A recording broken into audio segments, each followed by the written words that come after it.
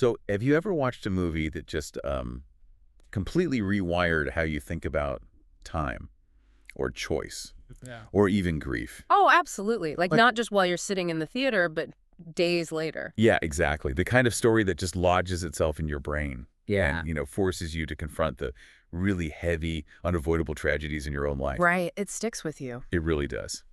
Well, today we're doing a deep dive into this fascinating analytical framework.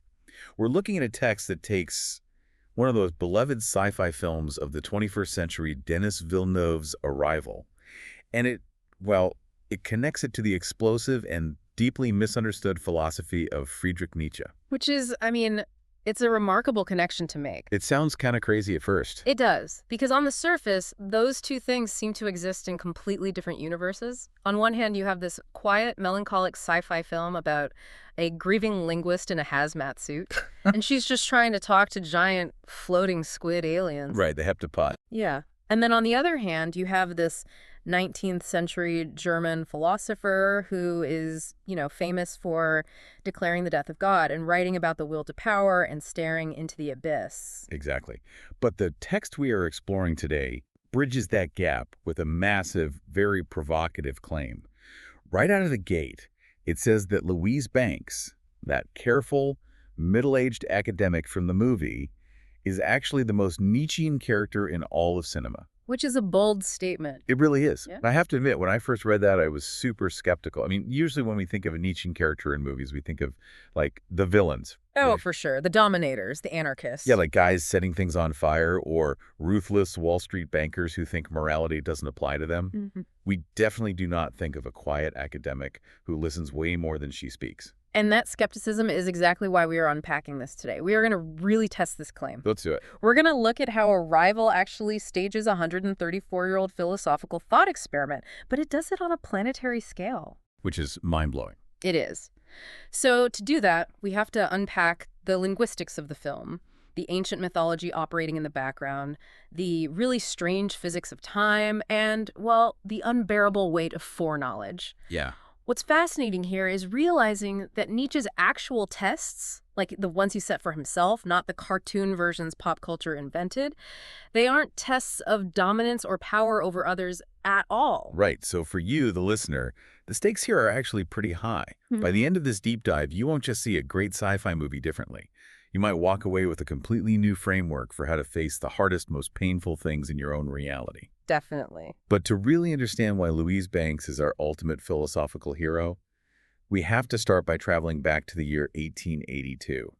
And we are not going to a spaceship hovering over Montana. Nope. We are going to a very quiet, very isolated bedroom. Which sounds creepy, but go on. It's the foundational comparison for this whole framework. We have to look at two distinct first contact scenes. The first one is Nietzsche's most famous thought experiment. He introduces this in his book, The Gay Science. It's known as the eternal recurrence. Right, I've heard of this. Yeah. So he asks the reader to imagine a deeply unsettling scenario. Imagine that a demon creeps into your bedroom, into your loneliest loneliness, is how he phrases it. That is such a vivid, terrifying phrase. Loneliest loneliness. It really is. So the demon whispers that you must live your exact life, every single pain and every single joy, over and over again for eternity. The exact same sequence. Wow. Nothing new in it whatsoever. Every sigh, every boring commute, every devastating heartbreak, just played on an infinite loop.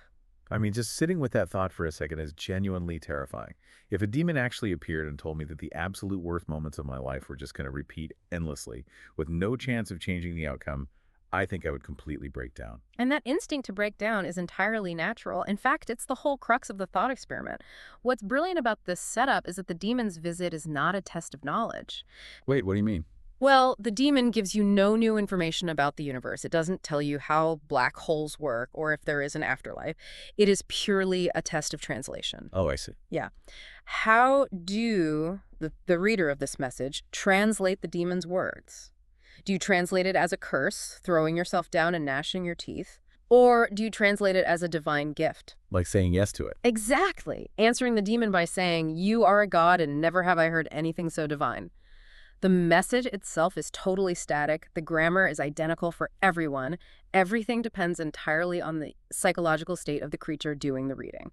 Okay, that makes a lot of sense. It's kind of like Getting a text from your boss on a Friday afternoon that just says, "We need to talk." That is a great example. Right. The text itself is completely neutral, just 4 words. But depending on your own internal state, like your insecurities, or maybe mistakes you made that week, or even your ambitions, you either translate it as, "I'm definitely getting fired," or "I'm finally getting that promotion." The message is just a mirror. Yes, exactly. A mirror reflecting your own baggage. Now, if we take that mirror and scale it up to the size of an entire planet, we arrive at the inciting incident of the film. The 12 alien shells landing on Earth. Right. They are the uninvited intelligence creeping into our world, much like the demon creeping into the bedroom. And they deliver a message. Right, right. And humanity, as a collective, immediately acts like the demon's terrified victim. We hear the alien message before we possess the linguistic capacity to actually understand it. So we just instinctively reach for the absolute worst possible translation available to us. Precisely. I mean, the military is staring at these giant monolithic black floating shells, and they are terrified by the lack of context. They Yikes. want a simple one-word rendering of why the aliens are here. And when they get a confusing, ambiguous answer, that fear just hardens into aggression. It does. But there's an even deeper layer here regarding how Nietzsche himself was treated by history, isn't there? The text we're analyzing suggests that the history of Nietzsche's own philosophy reads almost exactly like a science fiction story. It really is a striking parallel, because Nietzsche didn't enter the world's bloodstream as a clean, easily digestible doctrine. He entered it almost exactly like the alien writing in the film. Like strange and floating. Yeah, strange, refusing to work the way normal sequential writing works. He wrote in these dense, non-linear aphorisms. You can pick up a book of his and enter it from almost anywhere. Kind of like those circular wing-like logograms the heptapods use in the movie. Exactly like that. And he explicitly warned that he was writing for readers who were not yet born, understand his concepts were totally alien to his contemporaries. He even described himself using the exact word that triggers the film's global crisis. Wait, really? What word? Weapon, or dynamite. He famously declared, "I am no man, I am dynamite." Oh, wow. And look what happened when he handed that dynamite to the world. He offered this strange, deeply nuanced, ambiguous gift of his philosophy, and fearful, power-hungry people just completely misread it. They absolutely did. Like his sister. Right. She edited his unpublished work after he lost his mind, and she twisted it to fit her own anti-Semitic, nationalistic views. And then, half a century later, a fascist regime marched across Europe under a forged, highly literal, weaponized translation of his work. Right. They took his gift and turned it into an actual weapon. They performed, on a world historical scale, the exact same misreading that the film stages. That is so crazy to think about. So handed a complex, transformative piece of writing, humanity translated it with the only grammar they were fluent in, the grammar of threat and domination. Exactly. So the argument here is that the central crisis of the film and the historical fate of the philosopher are fundamentally the same event. Arrival can be viewed as the reception history of Nietzsche, retold through the lens of science fiction. Man, that is cool. But okay, so if survival depends entirely on translation, if reading the message wrong literally means the world burns in a nuclear fire, you can't just send in a military decoder or a standard bureaucrat. No, definitely not. You need a very specific kind of mind. Someone who understands that words carry historical baggage and are never truly innocent. Which brings us to how Louise Banks actually gets recruited for this impossible job in the first place. Right. We have to look really closely at the scene where Colonel Weber comes to Louise's university office. The military is shopping around for translators. And Weber mentions he is also consulting another academic, a guy named Danvers at Berkeley. And Louise doesn't just list off her degrees or beg for the job. She gives Weber a test. She does. She tells him to ask Danvers for the Sanskrit word for war and its translation. So Weber comes back the next day and he says Danvers translated the word gavisti as an argument. And Louise just shuts that down. She immediately corrects him and says, no, the actual translation of gavisti is a desire for more cows. Yeah. And on screen, that plays like a classic, highly satisfying academic mic drop. Totally. It's a great movie moment. But digging into the philosophy of it, the distinction between those two translations is everything. An argument is such a polite, sanitized, civilized translation.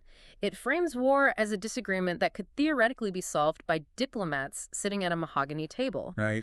But a desire for more cows gets underneath the manners to the ugly, primal truth. War doesn't start with a polite disagreement over policy. It starts with raw appetite. It starts with a tribe looking across the river and wanting their neighbors heard. I love that. And this methodology is crucial, isn't it? The text says this directly mirrors Nietzsche's exact approach in his work on the genealogy of morals. Yes. Nietzsche refused to accept polite, socially acceptable concepts like good and evil at face value.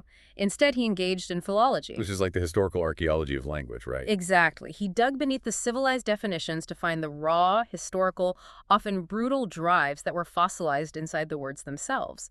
He found the ancient vocabulary of the noble versus the subjugated, of pure appetite versus reactive fear. Right, right. He relentlessly criticized philosophers who took words as static, timeless truths, and he basically out-philologized them. And Louise does the exact same thing to her rival, Danvers. She exposes the police record of the word, not its polished, official biography. She knows that words have ancestors, and those ancestors are usually not respectable. Beautifully put. But, her relationship with the truth isn't just about digging up buried facts. She is also remarkably willing to abandon the truth entirely when it suits her. Yes, she is. I mean, there is that incredible scene where she tells Colonel Weber this super elaborate historical story about Captain Cook landing in Australia. According to Louise, Cook's sailors point at this strange hopping animal and ask the indigenous locals what it is, and the locals reply kangaroo, which, Louise claims, actually means, I don't understand what you're saying. It's a great story. It's this perfect, charming anecdote about the dangers of miscommunication. And it works. It convinces Weber to give her the time she needs to establish a basic vocabulary with the aliens. But then, the absolute second Weber leaves the room, she turns to her colleague and admits the entire story is completely made up. She fabricates it out of thin air, which honestly presents a fascinating paradox. Because why is an elite scientist, an academic whose entire life is supposedly dedicated to the worship of empirical facts, straight up lying to a military commander during a global state of emergency? Right, as a scientist, isn't she supposed to be the paragon of objective truth? Like, lying seems like a profound betrayal of her entire discipline. It does, but to understand her actions, we have to turn to the highly scandalous opening of Nietzsche's Beyond Good and Evil. In that text, Nietzsche challenges the foundational assumption of Western philosophy, which is the unconditional will to truth. Okay, so he's questioning why we value truth so much. Exactly. He writes that the falseness of a judgment is not necessarily an objection to it. The real question, the much more important metric, is whether that judgment is life-furthering, life-preserving, and perhaps species-preserving. Wow. Yeah, he argued that the philosophy of the future would be one with the courage to recognize untruth as a fundamental condition of life. Louise deploys that false kangaroo story strictly instrumentally. It is a life-saving fiction. Okay, I see. So the false story is basically like throwing a rope bridge over a canyon. It isn't solid ground, it isn't structurally permanent, but it holds just long enough to get you across to the other side and keep you from falling to your death. She prioritizes the survival of meaning over the rigid adherence to raw, isolated facts. Exactly. This profound flexibility, like her ability to both dig ruthlessly under words to find their ugly truths and to deploy calculated fictions when necessary, is what prepares her for the ultimate crisis of the film. Which brings us to the terrifying turning point. The aliens finally deliver a translatable two-word message that threatens to initiate World War III. The famous message, offer weapon. Yes. The moment those words appear on the screen, absolute panic ensues across the globe. And what's brilliant about the film's execution here is that we get to see two completely different types of psychological failure happen in real time, reacting to the exact same phrase. We do. And the text points out it is vital to keep these two psychological reactions separate, much like Nietzsche analyzed different psychological types in his work. First, let's look at CIA agent Halpern. Right, the guy in the suit. Yeah.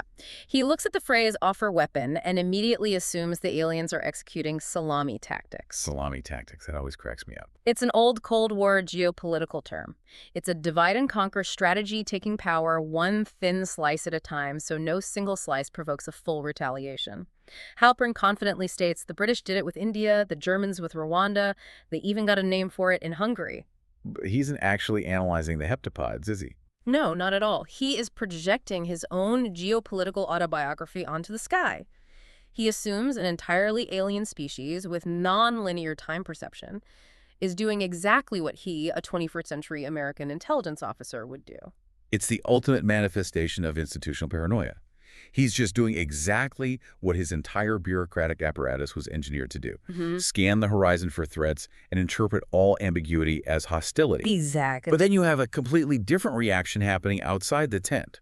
You have the soldiers guarding the perimeter, and these guys aren't making high-level Machiavellian geopolitical calculations. They're sitting in the mud, incredibly bored, deeply terrified, and listening to right-wing angry talk radio. And their psychological state eventually leads them to plant a rogue C4 bomb inside the alien shell. Right. So what is going on there philosophically? This reaction requires a different analytical tool. This is a textbook manifestation of ressentiment, a very specific and vital concept in Nietzschean psychology. Resentment. Like resentment but French. Pretty much. But it's not just simple fear or anger. It is the highly creative, festering hatred of the impotent. When creatures are deprived of the ability to take meaningful, real-world action, they suffer. And to cope with that suffering, they find compensation in an imaginary revenge. Oh, that makes so much sense. Yeah. The soldiers on the ground, much like the radio host screaming into his microphone, are utterly helpless against these massive, gravity-defying ships.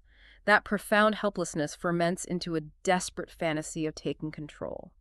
And that eventually graduates from a psychological coping mechanism into a literal, physical bomb. So you have the guy in the suit reacting with the rigid fear of the institution, and the guys on the ground reacting with the festering, explosive impotence of the individual. Yeah. And right in the middle of this absolute powder keg is Louise. Yep, right in the middle. She's looking at the same terrifying words off her weapon, and she's saying, hold on a minute. Let's not blow up the world just yet. Our language is messy. A weapon is a tool. A tool could be a gift. And we must be very careful not to misunderstand Louise's position here. The text emphasizes that she does not assert that the aliens are friendly. Oh, really? Yeah. This isn't some naive Hollywood trope where the enlightened, peaceful academic replaces military paranoia with blind utopian optimism. Utopian optimism in that scenario would just be fear's mirror image. It would be credulity dressed up with better manners. Right. She's not just assuming they come in peace. Exactly. Instead of jumping to a positive conclusion, Louise does something much harder. She holds the category open. She chooses to operate in what Nietzsche called the dangerous perhaps. The dangerous perhaps. I really want to linger on that concept. How exactly does a perhaps become dangerous? Well, Nietzsche used that phrase in Beyond Good and Evil to aggressively attack the deep human faith and antitheses. Human psychology is hardwired to assume that the world is always pre-sorted into neat, mutually exclusive opposites. Truth against error, good against evil, weapon against gift. We really do like our boxes. We do. And a weaker, more fragile mind demands absolute certainty before it can act. It simply cannot tolerate the tension of not knowing.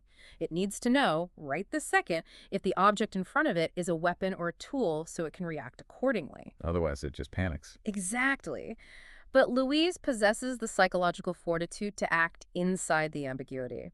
She holds the perhaps open when every single power structure on Earth is screaming for the relief of certainty.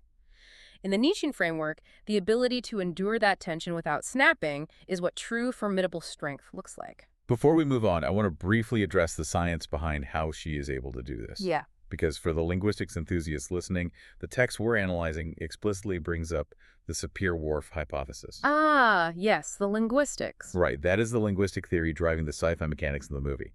The idea that the language you speak completely rewires your neural pathways and determines how you perceive reality, up to and including your perception of time. Now, the analysis does acknowledge that the strong form of Sapir-Whorf-like, the idea of total linguistic determinism, is pretty much entirely discarded by modern cognitive science.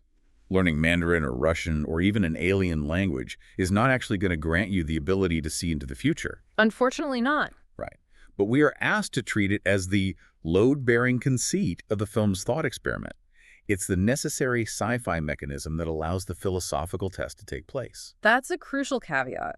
The film is not attempting to be a peer-reviewed paper in an academic linguistics journal. It's a narrative vehicle for the demon's question. It asks, if a message literally had the power to remake the mind of its reader, would you possess the courage to read it? Wow. But holding that abyss of ambiguity open, holding the perhaps while global communication breaks down and militaries mobilize, that is a terrifying, almost unbearable task.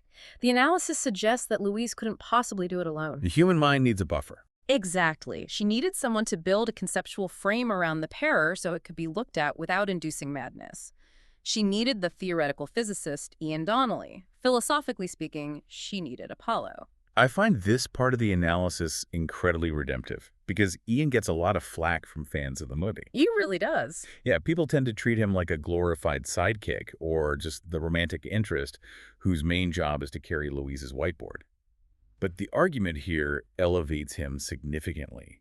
It maps him directly onto the Apollonian archetype from Nietzsche's foundational work, The Birth of Tragedy. To fully grasp Ian's importance, we need to explore the structural relationship Nietzsche describes between the two Greek deities, Dionysus and Apollo. Okay, let's break that down. The Dionysian represents the raw, formless, terrifying flux of reality. It's the ego-destroying realization that time isn't a neat, linear progression, that boundaries between individuals are illusions, and that creation and destruction are all happening simultaneously. Which is what Louise is starting to experience as she learns the language. Yes. And if a human being looks directly at that raw, unfiltered truth, the psychic overload causes them to go mad. The film actually illustrates this danger perfectly. There is a background news report about a cult that, upon realizing the implications of the alien arrival, completely loses their minds and sets themselves on fire. Yeah, I remember that. It's horrifying. The raw truth is simply too much voltage for the human nervous system. Precisely. It's like staring directly into the sun or having the abyss scream directly into your ear. You need a filter. And that filter is the Apollonian. Enter Ian. Enter Ian. Apollo is the god of the dream image, of sculpture, of poetry, and of measurement. The Apollonian instinct is what provides the beautiful form, the distinct boundaries, and the individuation that makes the raw Dionysian truth survivable. And Nietzsche argues that true tragedy with a capital T is not the victory of one of these forces over the other, right? Right. Exactly. It is their synthesis. It is their agonizing collaboration. It is Dionysian, terrifying content given Apollonian, beautiful shape. A truth that is too large and horrific to survive in its raw state must be spelled out in forms, rhythms, and measurements we can comprehend. And Ian is the one constantly providing that form. You see it in his very first interactions with the aliens. He names them Abbott and Costello. Yes, using mid-century comedy and the act of naming to draw boundaries around the terrifying, nameless unknown. He makes jokes about Sheena Easton hit songs to keep the atmosphere grounded in human culture. But his absolute masterpiece of Apollonian measurement happens when they get the massive, terrifying data dump from the heptapods. The big complex image with all the ink. Right. Everyone else in the camp is staring at the ink, trying to read the complex symbols. Ian looks at the negative space. He looks at the zeros. He measures the gaps and discovers a recurring fraction, 0.0833, 1 to 12. That moment is staggering. It is the pinnacle of scientific measurement transforming into profound philosophical hermeneutics. By measuring the empty space, he realizes that the message is a fraction mathematically distributed among the 12 landing sites. He figures out that no single nation possesses the whole picture. He discovers the relational, cooperative truth of the encounter, not through empathy, but by using a physicist's ruler. And the analysis points out an even stranger, time-bending gift he gives her. Oh, the non-zero-sum game part. Yes. In a flash-forward sequence, Louise's daughter asks for the scientific term for a win-win scenario. Louise, the language expert, draws a blank. Back in the present timeline, it is Ian who supplies the phrase, non-zero-sum game. He provides her with the exact form, the precise vocabulary that she will need to comfort her daughter in a future he hasn't even consciously experienced yet. It's brilliant. But wait, hold on. I get that Ian provides the scientific form and the groundedness here, but I struggle to see him as a philosophical hero. Let's look at the ending. He literally walks out on her. He does. When he finally realizes that Louise knew their daughter, Hannah, would die of a rare disease before they even decided to have her, he tells Louise she made the wrong choice. He packs his bags and leaves. To me, that looks like a total failure of character. How does the framework justify that? Doesn't Apollo fail the test? That is the most common critique of Ian's character, but the text defends him with incredible rigor. It argues that Ian fails no test that Apollo could possibly pass. What do you mean? We have to remember Apollo's specific domain. His domain is form, structure, and illusion, not raw affirmation. Apollo can build a beautiful, measured shape to hold the abyss, but he cannot kiss the abyss. Ian provides the necessary structure that allows Louise to eventually say yes to her fate, but his own psyche is fundamentally destroyed by the content of that reality. Wow. It is a tragic collaboration, and true to the mechanics of the birth of tragedy, that collaboration costs the collaborators everything. He breaks so she can hold together. Just taking a second to sit with that. He breaks so she can hold together. And the analysis highlights this dynamic beautifully by pointing to the name of their daughter, Hannah, Hannah. The palindrome. Exactly. The very name acts as this perfect Apollonian spelling exercise. It takes the unbearable, raw, Dionysian horror of a child's doomed, finite timeline, and it bounds it in a perfect, closed, beautiful, symmetrical loop. The grief is spelled out exactly the same way, forward and back. It is Apollo doing his one tragic job at the absolute highest possible level. But while Ian provides the necessary form and the boundaries in order to actually receive the message and save the world, Louise has to actively cross borders that the military is desperately trying to seal shut. Which brings us to a profound clash of epistemologies, a literal clash between two ancient gods operating right there in the muddy military encampment in Montana. Yes. Let's start with the military side of this clash. The analysis argues that the military operates under the mindset of the ancient Babylonian god Marduk.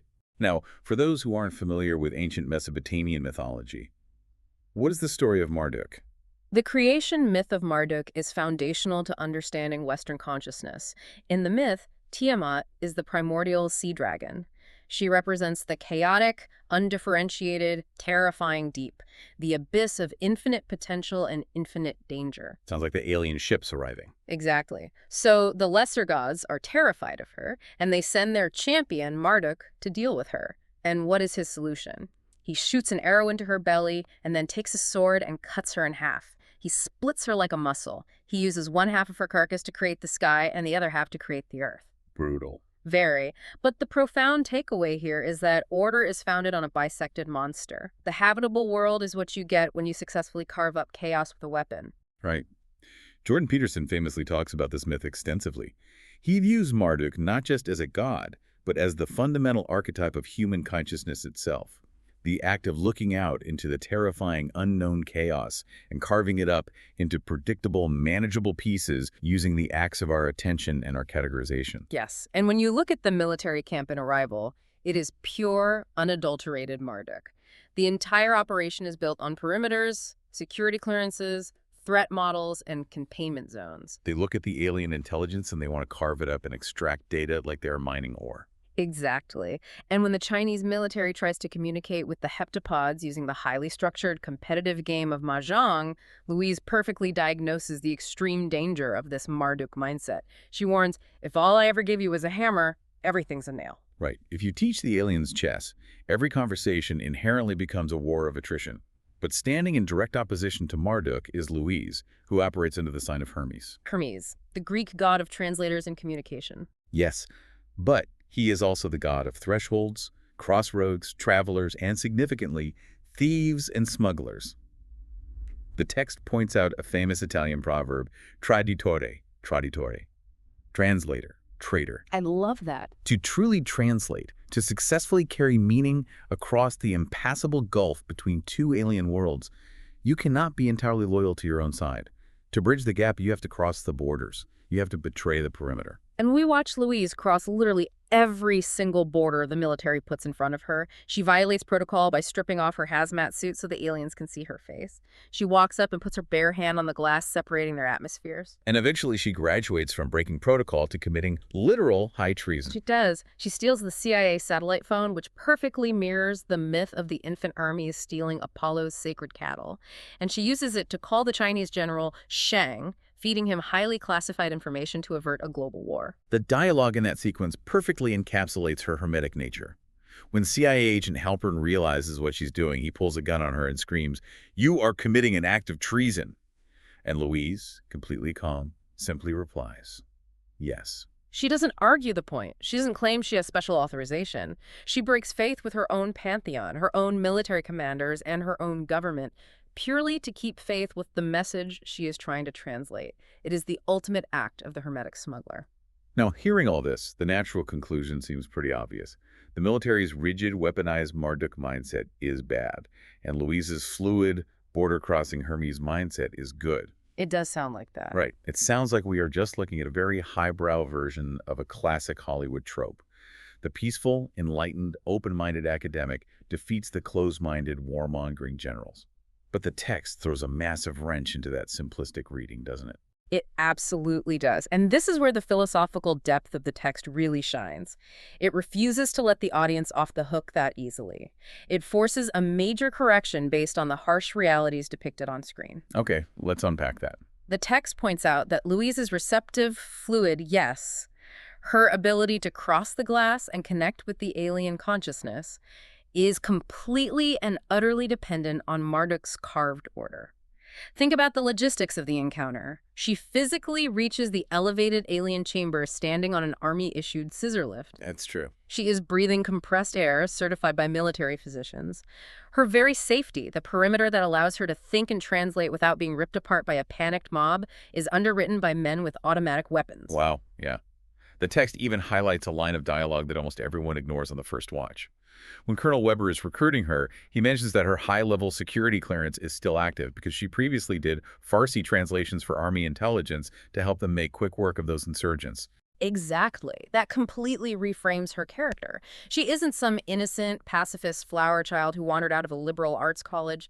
She is an active military contractor who has participated in the machinery of war. So we have to hold both of these conflicting truths in our minds at the exact same time, no matter how uncomfortable it makes us.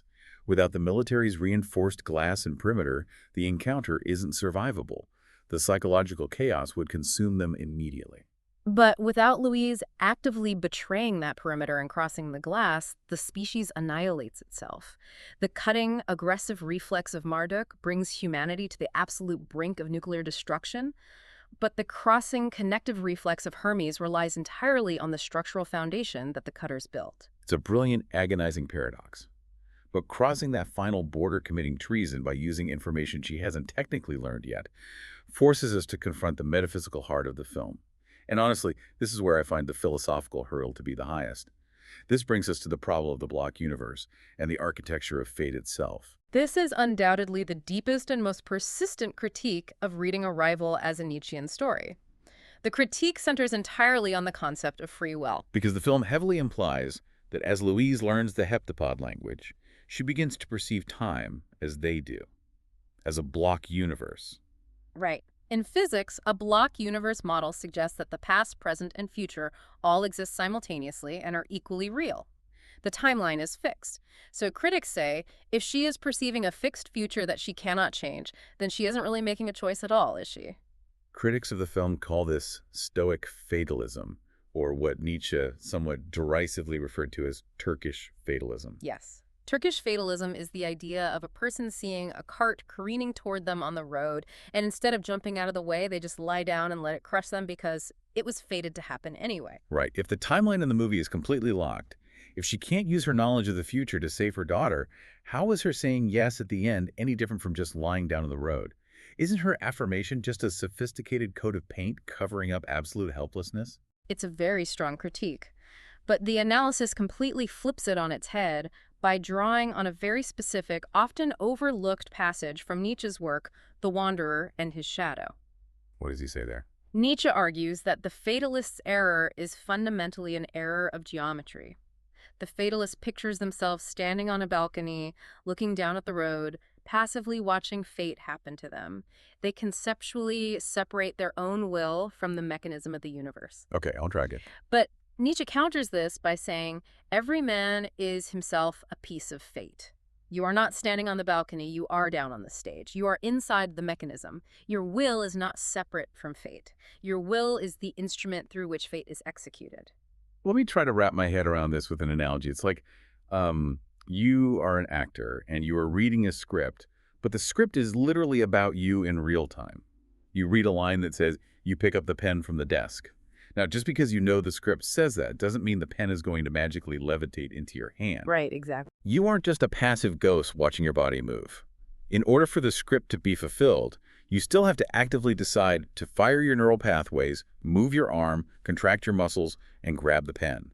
Your physical, willful action is the actual ink writing the sentence into reality. You are the paper on which the sentence writes itself. That captures the mechanics of it perfectly. And the text applies this exact logic to the climax of the film, the phone call with General Shang. The information Louise uses, Shang's highly classified private number, the dying words of his wife, has no discernible origin point. It's a temporal bootstrap loop. A loop that has to be enacted. Yes. Louise doesn't just passively peer into the future as if she's watching a television screen. Her act of seeing the future and then willfully acting upon that vision in the present is a literal, necessary gear in the machine that brings that future into existence. She is not a victim of fate. She is what the Greeks called the invincible Moira, the active author of fate, enthroned above the gods themselves. But practically speaking, how do we know the difference? I mean, how do you prove the difference between someone who is just numbly enduring their fate and someone who is actively authoring it? That's the million-dollar question. The text admits that this is usually an unfalsifiable, internal psychological state. You can't put a camera inside someone's soul to see if they're saying yes or just giving up. But the film actually manages to catch this exact difference on camera in the very last scene, doesn't it? It does. It is the emotional climax of the entire narrative, and it serves as the crucial piece of philosophical evidence. At the end of the film, Ian looks at Louise and asks a simple question. You want to make a baby? And at this moment, Louise has full access to the timeline. She knows every profound moment of joy that will come with having Hannah, and she knows the unavoidable, devastating, crushing grief of Hannah's sickness and eventual death. And looking directly at all of that, she says, yes, yeah. She willfully initiates the dreaded thing. Think about the alternative. A resigned fatalist, someone who is just enduring the block universe from the balcony, would choose to stay childless. Right, they would see the immense pain coming, and they would avoid the trigger. Exactly, but Louise conceives the future. She actively, physically initiates the wound. As the text puts it, she has a yes with a motor in it. But this leads to another huge philosophical debate. If she is simply saying yes to a painful fate and holding all this terrible knowledge with this serene, unshakable calm, why isn't she just a Stoic? Or maybe even a Christian martyr? The text aggressively defends its Nietzschean label by fighting off two massive competing philosophical frameworks that try to claim her. Yes, the author sets up two formidable rival frameworks. The Stoic sage, represented by ancient philosophers like Marcus Aurelius and Epictetus, and the concept of Christian agape, beautifully represented by Dostoevsky's iconic character, Ivan Karamazov. Let's start with the Stoic challenge, because, honestly, on a superficial level, she seems like the ultimate Stoic. She is completely unflappable under unimaginable pressure. While every screen in the military command center is flashing red and shrieking about global war, she is hyper-focused on the linguistics work. She never raises her voice even when a gun is pulled on her. Why doesn't the Stoic framework fit her perfectly? It's a matter of cosmic architecture. As the text points out, Stoicism fundamentally relies on a cosigner. The cosigner. Yeah, to a classical Stoic like Marcus Aurelius, the universe is governed by an underlying providence, or logos. It is fundamentally inherently rational. Therefore, if incredibly painful or bad things happen to you, you are supposed to accept them because they are part of a grand, rational, cosmic administration that you simply cannot fully comprehend. Like it's all part of the plan. Right. Furthermore, Stoics manage intense grief through a process of psychological anesthesia by reclassification. Epictetus, in his Enchiridion, literally instructs his students never to say a loved one or a child is lost or dead, but rather that she is returned to the universe.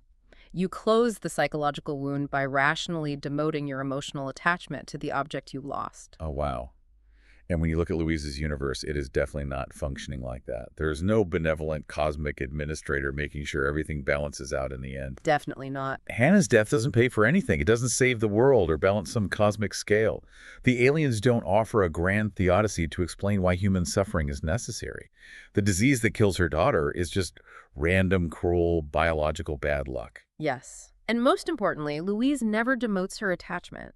She never treats her daughter like a borrowed item that was politely returned to the cosmos. She takes the uncosigned wound completely raw, without any philosophical anesthesia. That's devastating. It is.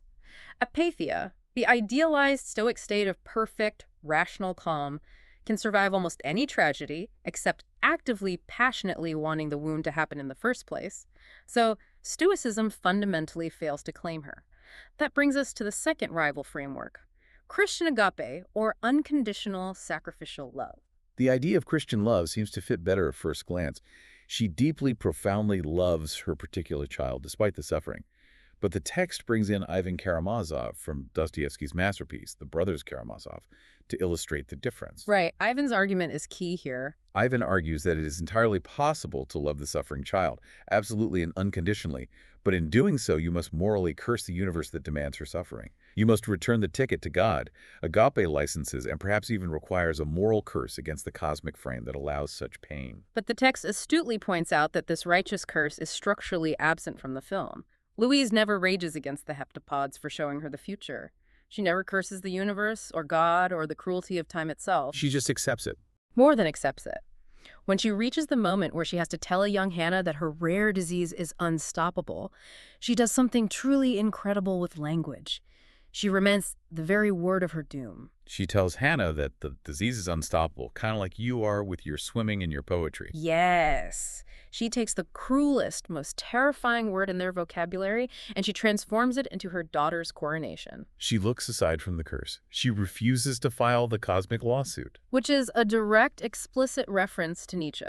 He wrote in The Gay Science, "I do not want to accuse. I do not want even to accuse those who accuse. Looking aside, let that be my sole negation." She refuses to become a creature of resentment. And as Nietzsche's character Zarathustra proclaims, all things are enlinked, enlaced, and enamored. So you can't just pick and choose. Exactly. You cannot selectively will the beloved child into existence without simultaneously willing the entire unbroken chain of events that brought her to you. The arrival of the aliens, the painful divorce from Ian, the sickness, the grief. To love a single knot in the timeline is to say a resounding yes to the entire thread. It is a breathtaking way to frame the story. But to truly appreciate how revolutionary this active, willful yes is, the text does something very smart. It compares the film to its original source material, because Arrival is actually based on a brilliant, award-winning short story by Ted Chiang called Story of Your Life. And when you read Chiang's novella, you realize the narrative is fundamentally different. In the short story, there are no C-4 bombs planted by rogue soldiers. There are no geopolitical ultimatums from China, no rogue talk radio hosts fomenting rebellion, and no dramatic satellite phone calls to avert World War III. Well, it's much quieter. Very much so. The aliens simply arrive in orbit, set up communication devices called looking glasses, have some pleasant academic chats with human scientists, and then, eventually, they just leave.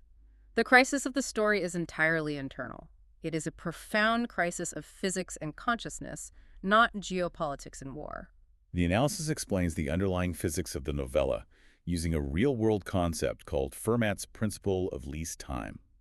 To put it simply, imagine you are a lifeguard running on the beach and you see someone drowning in the water diagonally away from you. Okay, picturing it. You don't run in a perfectly straight line toward them, because running on sand is much faster than swimming through water.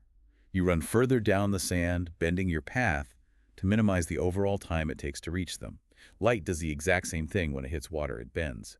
It takes the path that minimizes travel time, acting almost magically as if it knows exactly where its final destination is before it even begins its journey. That's a great way to visualize it. Right.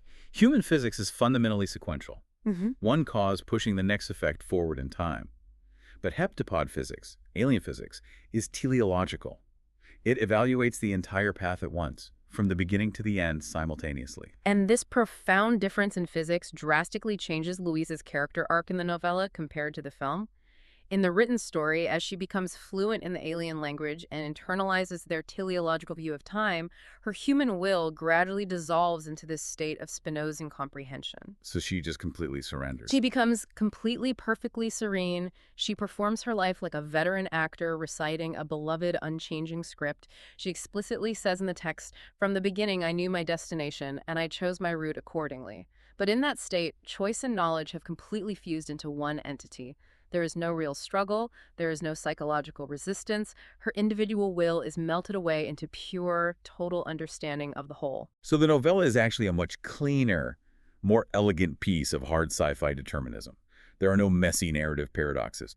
But the movie introduces this big, messy, highly dramatic Hollywood third-act crisis where Louise actually has to do something physical to avert a war. She has to steal a phone, break protocol, and commit treason. And a lot of hardcore sci-fi critics call this a major flaw in the movie. They see it as a cheap contamination of the pure, elegant physics of the short story, just to raise the stakes for a general audience. But the text argues the opposite, doesn't it? It argues brilliantly that this perceived narrative flaw is actually the exact thing that elevates the film into a purer, much more demanding Nietzschean test. Nietzsche was not Spinoza. He didn't want the human will to dissolve into peaceful comprehension. Amor fati, the fierce, passionate love of one's fate, requires the human will to be violently bent into assent, not melted away into nothingness. Right, because of the medium.